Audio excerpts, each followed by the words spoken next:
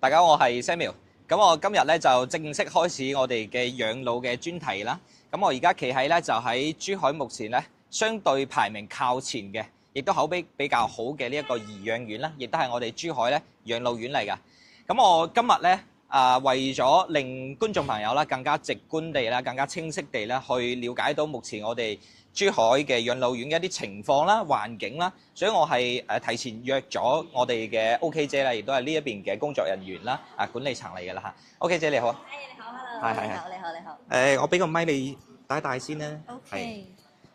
係我哋 OK 姐咧喺珠海本地人啊嘛，係。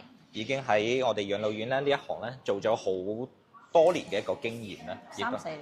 3-4年係嘛？係啊。3-4年。咁我相信咧你都已經係對呢一度咧好了解㗎啦。咁同我哋簡單介紹下啦。好啊，冇問題啊。咁大家跟住我嚟啊。其實我見到咧整體嘅呢一個環境咧，我啱先入嚟嘅時候覺得好靚。因為咧我哋係以一個酒店咁個風格去打造嘅一個院舍。咁同埋咧，我哋而家嚟講咧，亦都係被評為呢個廣東省星級養老機構啦。哦，即係呢一個位置。呢個5星係5個星嘅呢個。5星級呢一邊嘅。係啦，冇錯。呢度有冇燈啊？有，我開一開先。整個珠海咧，我了解到嘅就係呢一間咧係非常之環境優美啦，同埋佢嘅配套啦，同埋醫療上邊咧，相對已經係比較好嘅，係啦。咁就麻煩啊 OK 姐同我哋介紹下咯。好啊，冇問題。咁我哋從呢個沙盤開始啦。咁首先咧，我哋呢個區域位置嚟講咧，係非常之即係優勝嘅。咁佢喺呢個香洲區嘅正中心。咁周邊配套嚟講啦，無論係喺呢個三甲醫院方面嘅資源啦，又或者係一啲休閒娛樂啊、餐飲啊方面，即係譬如好似我哋左手邊呢邊有一個容德廣場啦、陽光漁港啦，咁佢都係呢個前山區域一個中心地帶嚟嘅。右手邊嘅話咧，亦都有一個沃爾瑪廣場喺度。咁對於一啲長者或者家屬去購物啊、生活嚟講咧，都係非常之方便嘅。係啦，冇錯。咁另外咧，其實我了解到嘅就係呢一個位置咧，其實係離我哋嘅呢一個港珠澳大橋嘅人工島關口咧，係只需要係大概15分鐘咁上下啦。咁嘅一個路程，7分鐘咧係可以去到環宇城嘅。咁所以咧周邊嘅商業啦，無論去邊度都方便。但係去醫院咧？醫院嘅話咧，咁就喺我哋附近。大概5分鐘左右咧，就有一間我哋嘅香洲區人民醫院。香洲區人民醫院。咁佢係屬於係二甲醫院嚟嘅。咁而離我哋嗰個珠海市人民醫院或者係我哋中大五院嘅話咧，都係20到25分鐘車程。OK。如果係搜救護車喎，更加快添。好啊。咁我哋睇下成個即係規模嚟講，我見到佢係好似有個即係有凹字形咧，咁佢又有空中花園咁樣，好似一啲設計啊。因為我哋成個項目嚟講咧，整個佔地面積咧就1.5萬方，咁建築面積咧係7.7萬，佢係利用咗呢個即係城市微森林嘅設計嚟㗎。咁佢就係中間嚟講咧，就係我哋出邊嗰個四季花園啦。咁而樓頂嘅話咧，亦都有我哋好多個空中花園，包括咧我哋3樓啊、10樓啊、15樓啊等等。咁咧都係為咗咧就俾啲長者咧更多嘅活動空間。好啦，咁我哋邊行邊講咧，因為企喺度好似都睇唔到啲乜嘢咁。好啊，咁我哋而家嚟到我哋嗰個戶外花園先啦。其實我了解到咧，呢一個頤養院咧，其實係有15層嘅喎。係啊，我哋總共15層樓高。咁而家嚟講嘅話咧，咁地下淨有2層停車場嘅。咁我哋你可以睇到呢度睇到咧，樓下嘅話咧，我哋係採用咗一個即係留空一個咁嘅設計，咁增加咗我哋負一樓。負一樓咧，其實係我哋長者嘅活動地方嚟嘅，就一個運動學院。咁係增加咗樓下嘅採光同埋一啲空氣嘅清新度。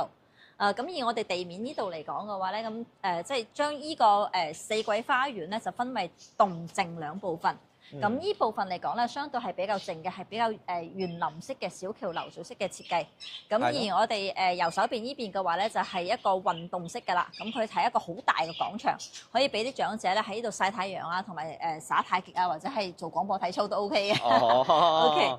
哇，咁即係其實啲設施嚟講，相對嚟講咧，地方都好大喎。係㗎，因為如果係成個項目嚟講咧，我哋即係睇完一邊或者逛完一邊嘅話咧，起碼要成個鐘以上㗎。但係咧，我睇到好似好多都晾咗衫喺度，跟住攝影師可以俾鏡頭啦，我哋睇睇呢一邊啦。其實好似都目前嚟講啦，即係我哋可能講入住率啦，或者係嚟呢一邊嘅長者啦，咁其實都好似好多嚇。你哋嘅呢一個位咧有幾多個啊？床位啦，或者係呢個房數啦。我哋對外嘅床位數嚟講咧係有1200張床。1200張。但係實際上嚟講咧，因為我哋前期咧有好多長者啦，或者係佢係有即係自己想住一間房嘅需求嘅。咁所以咧，導致到咧我哋一間房，即係如果係以一間雙人房嘅標準嚟講啦，咁佢可能自己一個人住，咁就即係包咗個房，咁導致到我就少咗個床位。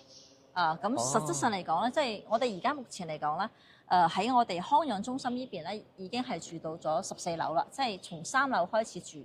3樓開始住。係啦，咁啊住到14樓，已經下邊已經係住滿咗啦。OK，咁醫療嗰邊嘅話咧，就係從7樓開始住，因為佢樓下係醫院。咁7樓到12樓，咁都已經係住滿咗啦。即係而家我哋得翻個床位數咧，就目前大概係得翻200幾張床位嘅啫。即係剩低200幾張。咁相對嚟講，如果我係要自己去包一間房嚟講嘅話，咁咪又變做少咗更多嘅床位啦。200幾咁，200幾張床嚟講，如果縮翻嚟得翻幾間房啊？如果咁得翻100零間房嘅咋？即係冇咗一半。係啦，冇咗一半。呢邊係咩啊？呢邊咧係我哋有一個香山書院咁佢有一個閲覽室開始嘅。閲覽室係啦，呢個就係我哋一個閲覽室。咁呢度嚟講嘅話咧，咁平時嚟講就會做成，即係會有啲小課堂啦，或者係長者喺度閱讀啦咁樣嘅。咁除咗依邊之外咧，我哋裏邊嘅話就係我哋有一個評估室。評估室係做乜嘢咧？評估室嘅話咧，每位長者入住前咧，咁佢係需要做體檢啦，同埋有我哋醫生對佢就係一個評估啦。咁呢個評估咧，佢會主要係根據翻佢嗰個活動能力，即係佢嗰個生活能力啦。同埋佢嗰個身體嘅疾病情況啦、醫療情況啦，同埋佢嘅精神狀態等幾個方面，對佢做一個專業嘅評估。評估完之後咧，咁我哋先知道點樣去照顧佢，同埋咧佢需要啲咩大概類型嘅服務，咁從而咧就會有個收費嘅標準喺度。明白啦。咁啊，其實即係一入嚟咧就要先做一系列嘅嗰可以評估，咁跟住然後就按照大概咩嘢價位啦咁樣咧，然之後俾一個方案你，咁跟住再入住。其實呢邊嘅價錢點收費咧？我哋呢邊嘅收費嚟講咧，如果係以雙人房為例咧，咁大概咧喺5100到9100之間，咁就主要咧係根據翻呢個長者嘅身體情況。咁對於長者嚟講咧，咁我哋係有0到6嘅級別嘅。咁呢個咧係啦，呢個係按照翻呢個國家嘅老年人評定標準嚟定。咁佢如果係泛啲嚟講嘅話咧，咁可以將長者分為自理型長者、介助介護、半自理同埋全身能全照顧類型長者嘅。咁目前咧，我哋了解到可能香港就係65周歲往上啦，咁翻嚟，如果佢仲可以自理嘅情況下啦，咁我可能我仲可以行到街啦、索到屏、食到嘢、飲到茶啦。咁我喺呢一邊居住嘅情況下，呢一種收費大概係大概如果係咁樣計嘅話咧，咁大概就係5100蚊起咯。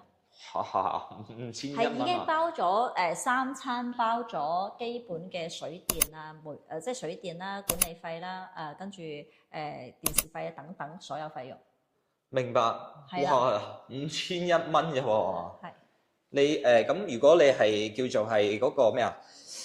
點講咧？如果可能係需要人照顧嚟講嘅話咧，咁相對價錢係會去到邊一個區位度啊？而家嚟講嘅話咧，如果係即係稍微需要一啲照顧嘅話，大概咧就喺6000到7000之間啦。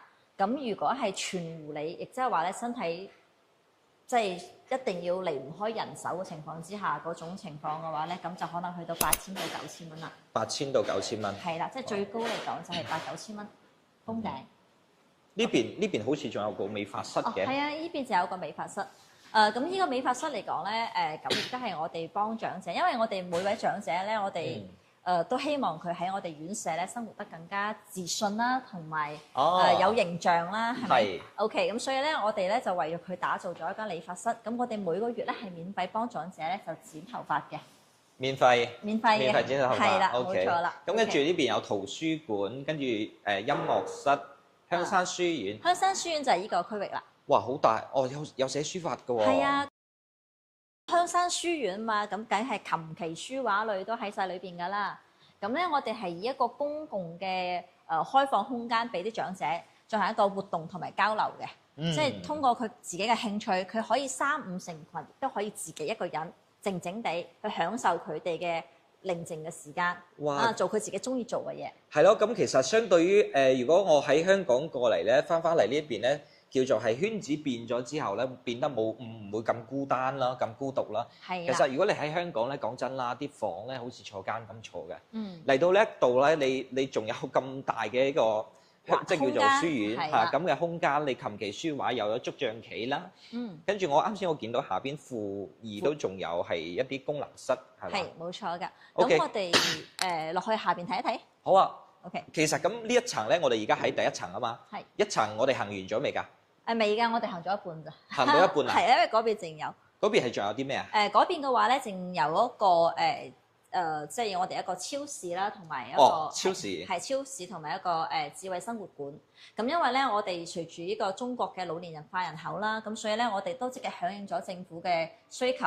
咁咧，為咗我哋呢個企業，即係咧我哋一個叫做 AI 企業咁就智能化，即係適老化嘅一啲輔具。例如話一啲譬如話毫米波雷達啊，咁佢可以感應到長者喺間房嘅狀態咁先進嘅咩？係啊，咁即係譬如話長者如果話晚上睡覺起身跌倒，或者係佢平時有啲即係體温啊，或者係血壓方面嘅檢測到咁有異象嘅話咧，咁就通過後台通知我哋後台，咁我哋後台即時派人過去處理。咁而家咧我哋就落到我哋嗰個運動學院啦。咁運動學院嘅話咧，顧名思義就好多活動俾大家睇㗎啦。咁可以跟我嚟呢度睇一睇嘅。呢邊仲要輸密碼嘅。係，因為咧呢個咧係我哋一個健身房嚟嘅。OK， 健身房同舞蹈室。咁健身房嘅話咧，我哋係會有運動指導師啦，咁帶領長者咧去做一啲運動嘅。咁所以點解會有密碼咧？就係因為如果冇人帶嘅情況之下咧，長者佢自己做運動，例如話呢個跑步機，咁佢就會好容易發生跌倒嘅風險啦。所以咧，我哋係會有專人負責陪佢哋一齊活動咁樣嘅。明白了，明白了。OK，咁而家窗邊對出去嘅話咧，就係我哋有一個即係個門球場啦。呢個門球場嘅話咧，咁佢係一個多功能嘅。如果話長者中意打羽毛球啊，或者係打門球嘅話咧，咁可以使用到呢啲場地啦。OK，即係其實設施啊，同埋我哋嘅一啲活動啦，咁其實係相當豐富嘅喎。係啊。我1.5萬方聽起身好似唔係好大咁係嘛？但係實際上你入咗嚟咧，其實發覺哇入邊真係別有千秋喎。其實整體嘅一啲環境咧，我係覺得好舒服啊，同埋咧你色彩搭配咧相對簡約咧，比較暖少少嘅呢一種色。係啊，咁因為我爹哋媽咪咧，我媽咪啦。我媽咪喺我鄉下喺陽江咧，佢都係做呢一個養老院嘅。OK。佢從最早期嗰啲做護理開始，而家相對就可能輕鬆啲啦。以前係真係好辛苦嘅，即係叫做又要抹屎又要抹尿啊嗰啲咁樣嘅。咁我時不時我會過去養老院啦，我一返到屋企啦，我就會去揾佢。其實一入到去呢個環境咧，會有啲老人味啦，會有啲叫做係真係相對裝修冇咁好啦。但係入到嚟呢度咧，俾到呢一種咧，喂又係另外一種唔同嘅感覺。係啊，因為咧我哋院舍嚟講嘅話咧，咁佢喺呢個即係清潔方面嚟講係落足咗好多功夫㗎。係。包括咧我哋係請咗專門嘅即係保潔公司啦，咁定期幫我哋咧做一啲即係話環境嘅衞生啦，同埋好似而家最近咧呢個機亞孔亞熱嘅話咧，咁我哋都做咗一啲即係公共衞生嘅環境消殺啊、蚊蟲嘅防治啊等等。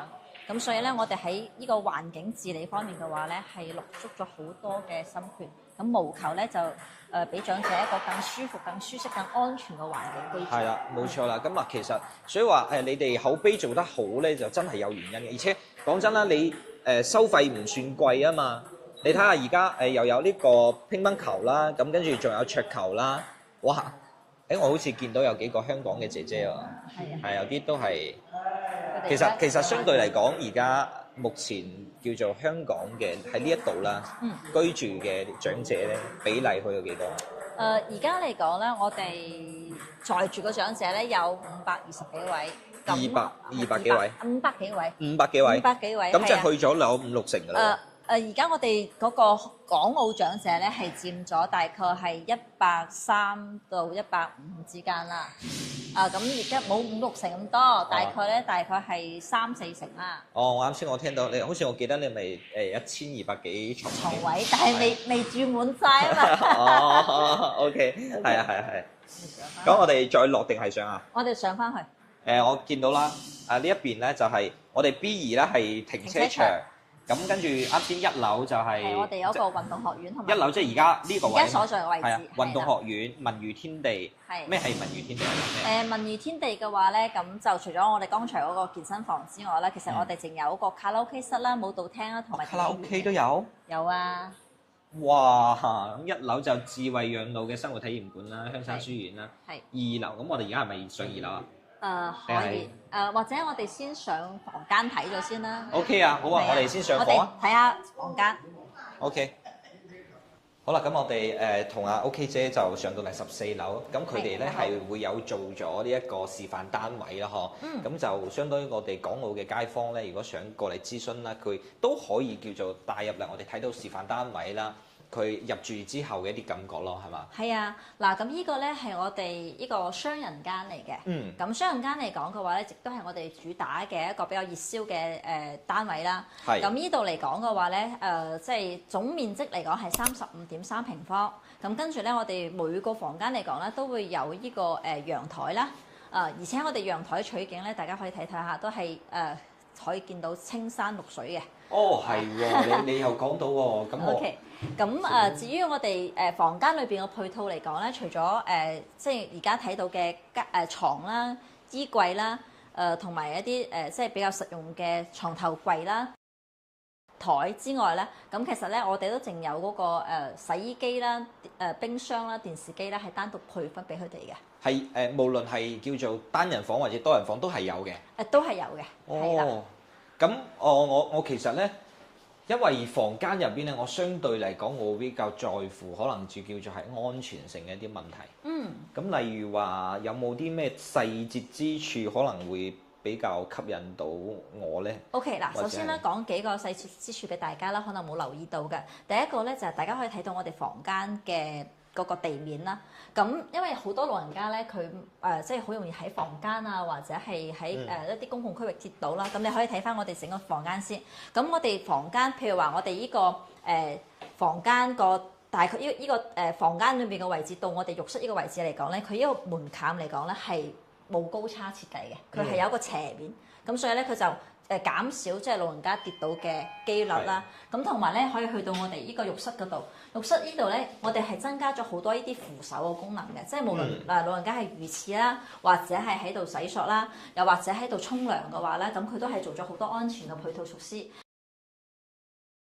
如果話萬一咁老人家即係譬如話有啲唔舒服嘅時候咧，咁我哋亦都做咗啲緊急按鈴嘅設計。哦，平安鐘呢個係啦，冇錯啦，即係無論佢係喺邊個狀態當中，佢只要唔舒服，佢都可以有揾到我哋嘅方式同埋方法喺度。咁其實我又嚟咯喎，價錢係點樣㗎？呢一間房？依間房嚟講嘅話咧，咁我哋嘅標準價咧係3600一個床位嘅。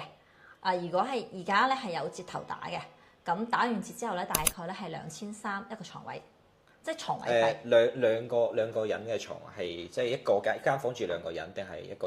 一個人嘅床位，即係一個人嘅收費就係2300，如果係兩個人加埋就4600。唔係咁，呢間房係最多瞓兩個啊嘛。係啊。哦。OK。咁就呢個就係夾住嘅咯。咁對面呢一個咧就對面呢個咧單位咧就係我哋一個套房嚟嘅雙人套房。咁呢個雙人套房嚟講咧，主打咧就係舒適性會比我哋雙人間會好啲啦。咁因為佢除咗我哋嘅房間之外嘅話咧，咁淨多咗個客廳，可以大家過嚟睇睇。咁我哋從客廳睇戲咯。OK。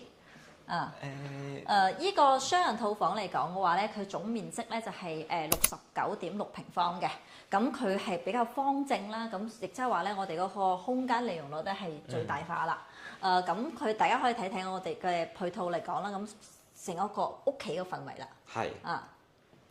哇！咁你咁講到，我又真係有啲咁嘅感覺喎。咁而且你啱先講，哇咁硬嘅。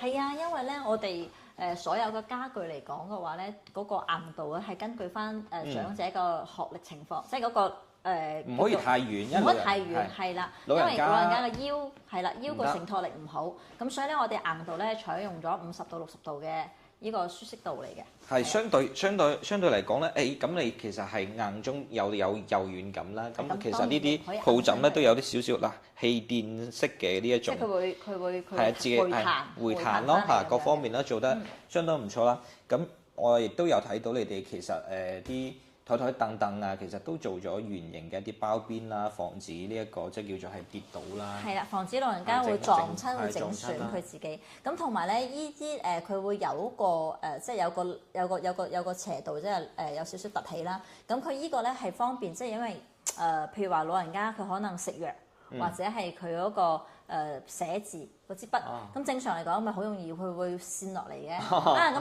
呢個做咗呢個防爛之後嘅話咧，咁佢就唔會跌啲落地下，咁就減少佢烏低身執嘢嗰個時候嘅風險咯。係 ，OK，所以呢啲全部都係細節嚟嘅。呢個都俾你講到喎，呢個都係細節嚟嘅，呢都係好細節嚇，的確就咁啊60幾個方，但係都係要2個人住呢一個套房係咪啊？係啊，因為套房嚟講咧，通常都係雙人住，咁但係如果話即係經濟實力許可下咧，一個人住其實 OK 嘅。咁但係咧，如果話你一個人住一個套房咧，咁你因為裏邊係有2個床位啊嘛，咁你就需要包埋另外嗰個床位費。即係俾2份錢。冇錯，兩份床位費就 OK 啦。咁要幾錢啊？2份床位費？如果係一個人嘅床位費咧，係喺4300，兩個就喺8600。折完之後，即係講緊呢個一房呢個單位，呢個套房嘅單位係69個方。我睇睇先。OK，佢仲有2個衛生間㗎。即係從入戶門入嚟就係呢一個洗手間。係啦。我好似喺度介紹緊樓咁，我拍啲樓盤拍多咗。其實我都空間嚟講咧係真係好大嚇。咁整體咧呢一邊咧就啱先客廳睇咗啦，呢一邊咧就係房，佢都係同有間，係第一間係1個門定係2個門㗎？佢係2個門嘅。2個門。係點解2個門咧？就係因為防止老人家咧，如果係萬一下佢鎖咗個門，但係咧又有啲突發情況，咁我哋可以通過另外一個方式入去佢個房間度，做一啲緊急嘅響應服務。咁同埋咧，剛才漏講咗個洗手間嘅位置。咁除咗扶手啊，或者係一啲響鈴，即係有一啲防跌倒嘅措施之外咧，咁大家亦都可以睇翻我哋嗰個空間感咧，其實係比較闊落啲嘅。咁咪即係話咧，我哋預咗如果係失能即係坐輪椅嘅老人家，你即使入到呢啲位置嚟講咧，喺轉動輪椅或者係操作佢嘅時候都比較方便啊，咁就唔會話比較壓抑咯。明白。咁其實呢個洗手盤佢都係做咗呢一個叫做細節嘅一個扶手位，先可以睇翻。呢邊咧，佢其實都係做咗呢一啲設計啦嚇。係啊。相對嚟講咧，扶手咧方面咧就會更加安全少少啦。咁其實我見到啲平安鐘嘅地方咧，都裝咗好多個平安鐘喎。馬桶位呢一邊咧有平安鐘啦，咁跟住牆身啦、沖涼嘅地方又有啦。呢啲係換氣啦。依個咧係一個智能暖風系統。咁因為咧佢依個廁所位咧係即係冇窗。咁但係咧，佢保留咗一個暖風系統咧，佢就有個抽風功能、換氣功能啦。咁同埋咧，有個浴化功能喺裏邊嘅，即係話冬天嘅時候，咁你有溫差噶嘛。係。咁所以咧，我哋會即係可以幫呢個洗手，即係呢個沖涼嘅地方咧，我哋將個溫度咧可以調到比較，即係佢除咗衫之後都唔會冷親嗰個溫度，咁佢就減少咗佢生病嘅機會啦。明白啦。咁其實咧，咁我整體咧，我睇咗落嚟啦。咁目前就係2間房，即係叫做2人嘅單間啦，同埋2人嘅套房啦。亦都可以變做係單人嘅呢一個套房啦。係冇錯。就從2300蚊一個床位。係啦，2000。如果係雙人房嘅話咧，咁就2300一個床位。咁如果你要包咗間房嘅話，就變咗4600啦。咁如果係套房嘅話咧，折完之後咧係4200一個床位。咁如果係你包咗成間房嘅話咧，咁就係8400。明白晒。哇！咁你相比翻呢一度啲設施啊，同埋香港嚟講冇得講，你知唔知香港幾錢啊？香港要去到3萬幾蚊一個即係叫做一啲私營啊。咁如果係公立性嘅一啲啦。係啦，呢度係私立定公立啊？其實咧，我哋呢度咧唔可以係叫做私立嘅，因為我哋係屬於國企，我哋係各有企業背景啦，係啦，咁佢就係企業運營嘅，所以我哋會走翻呢個市場化經營。咁喺服務方面嘅話咧，我哋係務求做到最好。OK，咁我哋睇完個示範單位，仲有冇咩地方驚喜嘅一啲特色啊？因為咧，我哋呢個項目嚟講咧，係一個醫養結合型嘅項目嚟嘅。醫養係啦，咁所以咧，除咗我哋周邊嘅三甲醫院資源配套豐富之外咧，我哋自己咧都淨有一個2級綜合醫院喺我哋旁邊。就喺相當於係自己就喺樓下出門口就係咯，係咪咁解？係啦，冇錯啦，就喺隔離。咁呢個醫院嚟講嘅話咧，咁除咗我哋即係長者唔舒服啊，可以過去睇醫生之外啦，咁我哋淨可以將啲醫生叫到去我哋房間，為我哋啲長者服務。其實好似同住醫院好似住院部咁樣，其實可能就相當於冇咩區別，但係就有咗啲咁嘅功能咁樣。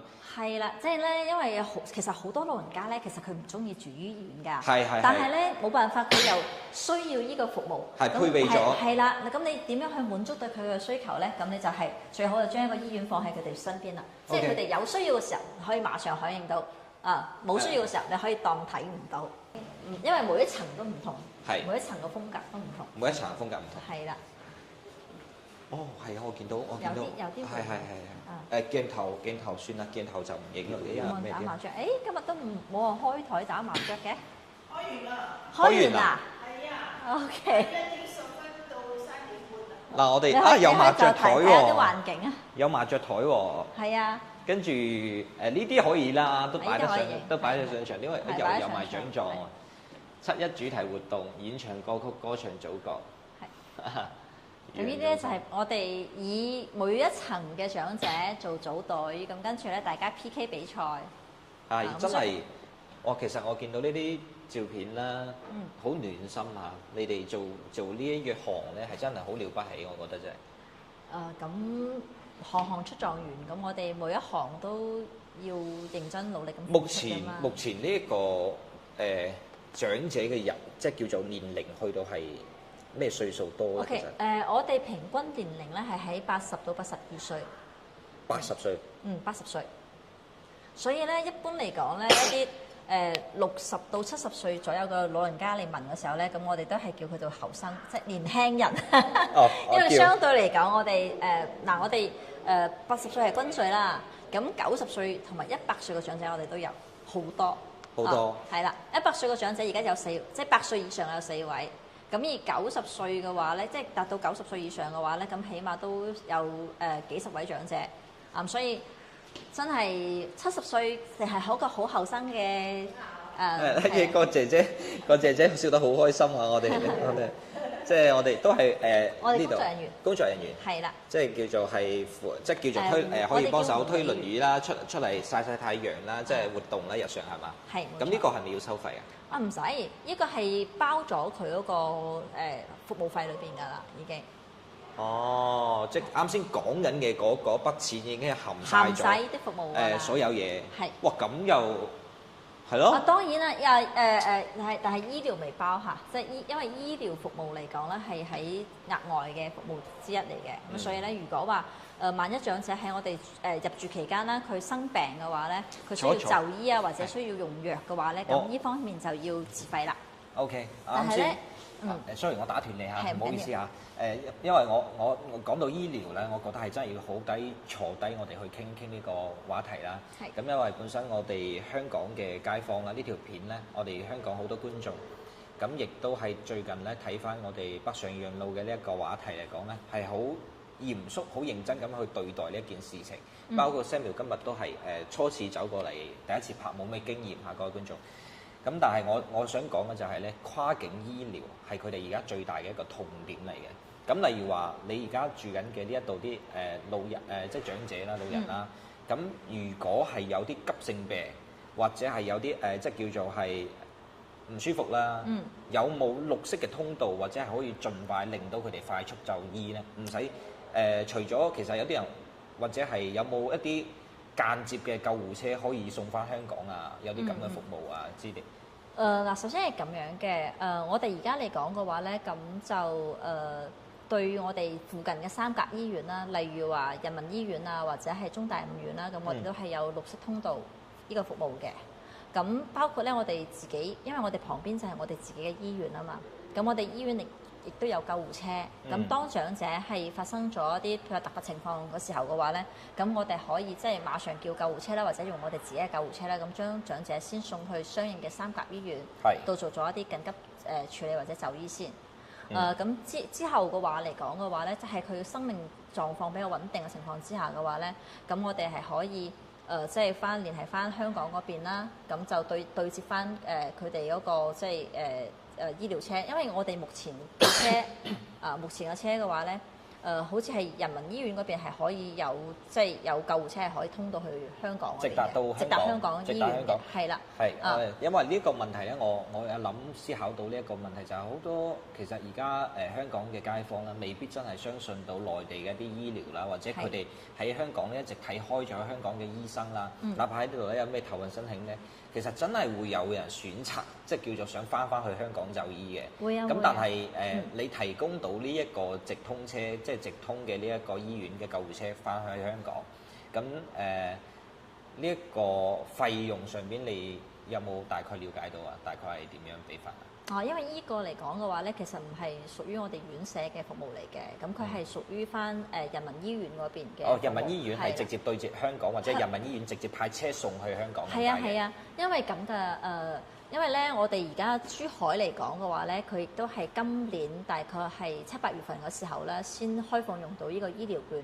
咁目前嚟講咧，珠海就係得人民醫院同埋有個即係中大五院呢兩間醫院係啦，呢兩間醫院咧可以享受呢個醫療券嘅服務。咁所以咧，其實跨境醫療呢塊嚟講嘅話咧，仍然係需要比較大嘅努力啦，去得到改善啦。咁我相信嚇，因為而家目前嚟講咧，香港政府嗰邊咧已經係去好鼓勵去推動呢個院舍計劃，即係返內地養老呢個計劃。咁隨住呢個計劃嘅落地，同埋隨住更多嘅香港嘅居民過嚟我哋內地養老嘅話咧，咁呢方面嘅一啲福利啊，或者係就醫嘅問題嘅話咧，咁我相信會好快得到一啲即係完善翻一啲配套啊咁樣咯。係，其實我都有了解過呢一方面嘅一啲信息啦。目前香港嘅街坊咧，其實你過翻嚟呢一邊咧有張內地嘅居住證，咁你除此之外啦，你仲有翻你呢一個叫做醫療券啦，2000蚊就另一次啦。咁啊封頂有8000蚊嘅一個額度喺度，咁你可以用作人民醫院啦，或者係中大五院啦。喺珠海市只有呢兩間醫院可以用到呢一個醫療券。咁好似都仲係今年6月27號先開始試行啊，先有呢一個咁樣嘅。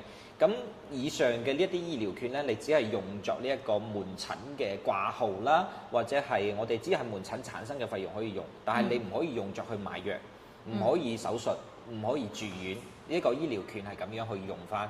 咁其餘咧，咁如果話係真係一個唔好彩，咁可能有啲大病上身啦，或者係點樣咧，咁啊可能需要住院啊，需要其他，咁呢一筆費用咧，其實內地相對如果香港嘅一啲公立嚟講嘅啦，內地一定可能係稍微可能會貴啲。咁如果對翻香港私立嚟講咧，內地就真係平好多啦。咁呢個時候咧就要同大家講翻呢一個內地社保加埋呢一個內地醫保嘅問題啦。咁同埋香港咧，其實過到嚟辦呢一個內地嘅一個醫保咧，有張居住證就可以辦到。或者呢個我講下，因為咧我哋依邊嚟講咧已經係即係成立咗有年幾啦。咁咧我哋好多在住嘅港澳長者嘅話咧，已經係符合呢個條件，可以申辦呢個即係內地醫保。咁咧本人咧 OK 姐本人咧都幫咗好多即係公公婆婆去辦理呢個居住證，再買埋醫保呢方面嘅問題。即係叫做係我標錯咗情喎，睇嚟我真係打斷咗 OK 姐講嘢喎，即係原來你哋已經係可以做到咁樣嘅。係我哋可以。要咩條件啊？首先係咁樣嘅，咁就如果係港澳長者即係香港嘅長者啦，港澳都 OK 一樣嘅。咁咧佢只要係喺我哋院舍咧，即係住滿6個月，咁6個月之後嘅話咧，咁我哋咧就可以帶長者去到我哋珠海嘅市民政服務中心，咁去申辦呢個居住證。咁居住證攞到之後嘅話咧，咁我哋就可以買翻珠海當地嘅相關醫保。咁目前嚟講咧，佢醫保應該係539蚊一年。539係一年。係啦。咁大家當買個平安都幾好㗎，因為而家我哋呢個模式啊，即係呢個珠珠海醫保加醫療管呢個模式咧，係而家係目前嚟講咧係行得比較好，亦都係好多我哋而家在住嘅港澳長者比較接受嘅一個就醫方案。明白。咁相對嚟講，呢一個醫保佢對我哋長者咧，佢 claim 嘅成數咧？大概嚟講咧，應該喺60%左右嘅，但係咧60%係啦，佢係根據翻佢個住院啦，即係佢係住院，佢門診嗰度係唔包嘅。門診唔包。係啦，咁啱好就可以同佢即係嗰個醫療券方面，即係香港個醫療券方面做咗一啲補充咁樣咯。咁佢就住院，佢就可以即係大概報到佢60%左右。咁其餘嘅話咧，佢就自費。咁相對嚟講咧，其實亦都抵好多㗎，因為我之前就為咗一個長者，咁佢去辦咗依個醫保啦，咁啱佢當月就需要手術，做一個外科嘅即係嗰個肉瘤切除手術。咁當時候咧，佢成個治療費用咧係住咗2個星期度，即係住咗醫院2個星期度，咁啊大概係11000幾嘅產生嘅費用。咁後尾用咗呢個醫保之後咧，佢自費嚟講都係得4000幾就 OK 啦。Okay. 就可以找到筆數啦。咁所以都係比較劃算。係啦，咁啊整體咧，我咁樣聽翻落咧，可能我各位觀眾朋友，咁可能我咧就想問嘅問題，可能問到唔係好多嚇，唔係好全面，想了解嘅一啲嘢咧，咁其實各位觀眾朋友睇到呢個時候咧，可以喺下方嘅評論區啦，咁可以留言出你想了解嘅一啲相關嘅問題啦。咁後期咧，我哋都會同阿 OK 姐啦，咁啊日日同大家去一個解答嘅。OK 姐咧，今日咧我哋嘅呢一個就介紹啦，我哋基本上就到呢一度咯。好啊，我真係好感謝你真係同我介紹得好詳細，但係我自己可能咧就相對於冇太大嘅一個經驗去問到呢一啲嘢。係啦，咁我哋就到呢度啦。我哋呢一期節目，下一期啦，我哋睇下再分享到有關於我哋養老嘅呢一個題材方面，係再為大家再盡多一啲解答咯。好啦，我哋拜拜啦。